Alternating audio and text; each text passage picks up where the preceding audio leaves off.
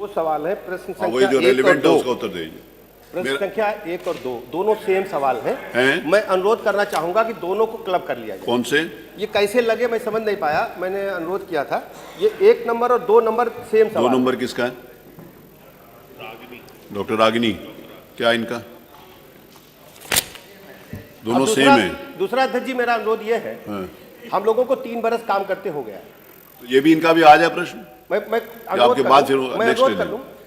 विभाग के बारे में, वर्कर्स के बारे में, उनकी कार्यप्रणाली के बारे में पूरे प्रदेश को पता, विधानसभा सदस्यों को पता, मंत्री को भी पता, आपको भी पता है। उसका डिस्क्राइब न करते हो, अगर केवल पॉइंटेड सवाल पूछेंगे तो हम जवाब पूरे 18 का दे देंगे, और नहीं तो विस्तार में होता क्या है, केवल ये छपास की वजह से हो रहा है। मेरा सादर अनुरोध आपके मतलब कृपा मैं चाहता हूं, केवल पॉइंटेड सवाल पूछा जाए। अरे आप बैठिए ना, आपने अपनी बात, उनको अपनी बात कहने का अधिकार है। आपने सारे प्रश्न कहे, वो बैठिए। अरे आप उत्तर तो आने दीजिए। अरे वो कोई बात नहीं, आपने भाषण दिया पूरा, बैठिए। उनको खराब अपशब्दों का 5 मिनट का मतलब, आप बैठिए शब्दों में उनसे सवाल पूछा है। विषय नहीं है, डिबेट नहीं हो सकती, प्लीज। सर जब आपको बोलेगा तब आप हम लोग छपने के लिए यहाँ पर आए हैं सर। बैठिए प्लीज।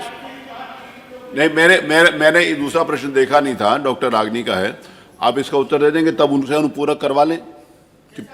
आप उत्तर दीजिए, फिर उसके बाद डॉक्टर रागिनी आप अनुपूरक उससे संबंधित सवाल होगा, आप पूछ लीजिए, मैं दोनों साथ दे दूँ। आप कुछ पूछना चाहें पूछें डॉक्टर। अध्यक्ष जी, आपका बहुत बहुत आभार। आपने महिला शक्ति से जुड़े हुए स्वास्थ्य संबंधित सवाल से मुझे प्रश्न पूछने का अवसर दिया। अध्यक्ष जी, मेरा सवाल जो हमारे प्रदेश में कार्यरत आशा बहनें हैं उनसे जुड़ा हुआ है, और सरकार कहीं ना कहीं इन आशा बहनों की आशाओं पर लगातार पानी फेरती हुई आ रही है। ये आशा बहनें जो हैं, उनका मूल मंत्री जी शायद आपका विभाग समझ नहीं पा रहा है। और रही बात छपने की, आशा बहनों का भी उतना ही अधिकार है कि वो अखबार की पंक्तियों में सामने आए और उनकी अधिकार की जो बातें इस सदन में बोली जा रही हैं वो लिख करके, पढ़ करके वहाँ पर आए। क्योंकि आज वो आशा बहनें जिस तरीके से आपके विभाग की रीढ़ बन करके हैं, शायद ये सरकार नहीं समझ पा रही है, और इसीलिए बार बार उसको एक ऐसा मामूली सा पत्थर समझ करके फेंकी जा रही है, फेंकी जा रही है, फेंकी जा रही है। लेकिन मंत्री जी, शायद आप ये समझ नहीं पा रहे हैं कि ये आशा बहनें हीरा है, और उसका वर्णन, क्योंकि हमारे वित्त मंत्री जी यहाँ बैठे हैं, मैं कहना चाहूँगी कि इस विभाग में जो आशा बहनें जिस तरीके से काम कर रही हैं, चाहे वो संक्रमित रोग हो उनको बचाने के लिए, मैं बहुत डिस्क्रिप्शन के साथ नहीं बोलूँगी, लेकिन ये बजट से रिलेटेड है, इसलिए मैं कहना चाहूँगी कि जितना वो काम कर रही हैं, अगर उनका काम रोक दिया जाए तो आपके विभाग का जो संपूर्ण का बजट है, वो पूरा का पूरा बजट भी आप लगा देंगे, तब भी आप उनके द्वारा किए हुए कार्यों को पूरा नहीं कर पाएंगे। और ऐसी स्थिति में 1 ट्रिलियन इकोनॉमी की बात हुई पिछले सदन में, और लगातार सरकार के द्वारा हो रही है। ऐसी स्थिति में 8,08 करोड़ का बजट है उत्तर प्रदेश की सरकार लेकर के आई है, लेकिन उस बजट में हमारी आशा बहनों के लिए कुछ भी नहीं है। मंत्री जी, मेरा प्रश्न आपसे ये है कि आप बात करते हैं कि उनका इतना मानदेय है और इतना सरकार दे रही है।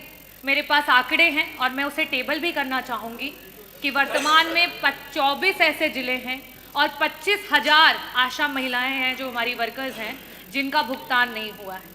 और आज वो रोडों पे हैं, वो जगह जगह पर आपसे मिलना चाह रही हैं, लेकिन उन्हें आपसे मिलने का अवसर नहीं मिल रहा है। और शायद इसीलिए नहीं मिल रहा है क्योंकि वो छप नहीं रही हैं। जो छपता है वो दिखता है, और मीडिया की ये ताकत है और ये लोकतांत्रिक व्यवस्था की ताकत है कि हम उस चीज़ को, सत्यता को सबके सामने लेकर के आए।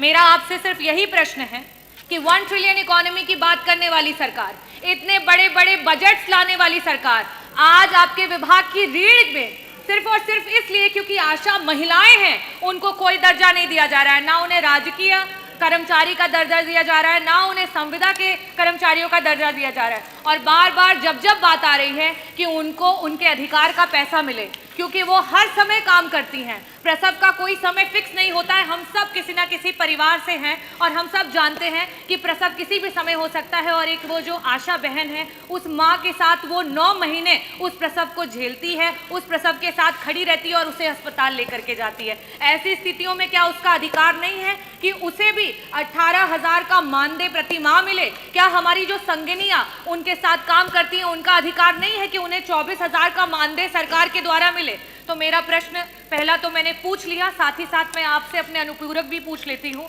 कि आज अस्पतालों में जब वो महिलाएं प्रसव की महिलाओं को लेकर के, मरीजों को लेकर के पहुंचती हैं, तो वहां उनके रुकने तक का इंतजाम अस्पतालों में नहीं है। इस पूरे के पूरे उत्तर प्रदेश का कोई ऐसा सीएससी नहीं है जहां आशा बहनों के लिए एक कमरा रखा गया हो कि रात में अगर किसी महिला को प्रसव के समय लेकर के जाएं तो उनको वहां रुकने का इंतजाम हो। ऐसी स्थिति में मेरी दूसरी आशा बहनों की तरफ से सरकार से मांग है कि आपके इतने बड़े बजट में से प्रत्येक सीएससी पे कम से कम आशा बहनों के रुकने का इंतजाम कराते हुए एक एक कमरा आवंटित किया जाए। मेरा तीसरा आपसे मांग ये है कि ये जो बहनें दिन रात कड़ी तपस्या कर रही हैं, मेहनत कर रही हैं, सड़कों पे घूम रही हैं, परिवारों को जोड़ रही हैं, जागरूक कर रही हैं, prevention is better than cure, इसकी बात कर रही हैं, क्या इन महिलाओं का अधिकार नहीं है कि उन्हें स्वास्थ्य बीमा और उन्हें जीवन बीमा मिले? क्या सरकार अपने विभाग की इतनी महत्वपूर्ण महिलाओं को ये नहीं दे सकती है?